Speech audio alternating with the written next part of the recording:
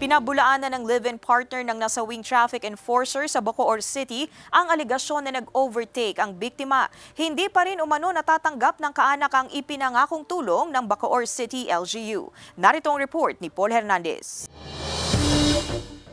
Emotional damage kung ituring ng pamilya ng nasawing traffic enforcer na si Albert Bulao na mga umunoy alegasyon ay pinupukol sa kanya. Masakit para sa live-in partner niyang si Gijet ang mga paratang sa kinakasama. Nilinaw rin ng pamilya na hindi nag-overtake si Bulaon habang sakay ng motorsiklo sa truck na sumagasa sa kanya Oktubre 25. Yung pagsasabi nila na siyempre si traffic enforcer, hinahabol daw dahil kailangan mangotong, yung mga ganun po. Kailangan lang po sana namin din ma-clear kung ano po talaga yung totoong nangyari para malinaw po na si truck ang nag-overtake. Naging palaisipan din umano sa kanila kung paanong nakalusot ang truck sa lugar kahit umiiral ang truck ba ng mga oras na yon. Naghanap pa raw ang pamilya ng mga CCTV sa lugar maging sa nasasakupang barangay pero wala umano silang makita. Hustisya ang hiling nila. Wala daw po silang CCTV kasi nasira daw.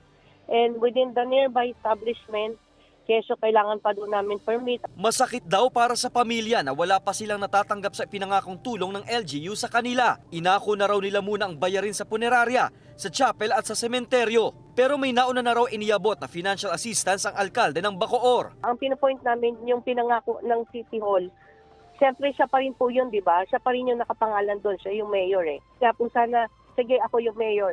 Papa-approvean ko na lahat yan para matapos na yung problema. Wala pang sagot sa text at tawag si Bacoor City Mayor Strike Revilla nang hingan siya ng pahayag ng GMA Regional TV Balitang Southern Tagalog. Nananawagan ang naulila ng nasawing traffic enforcer sa mga establishmentong may kuha ng CCTV na makipag-ugnayan sa kanila para sa kaso. Paul Hernandez, Balitang Southern Tagalog.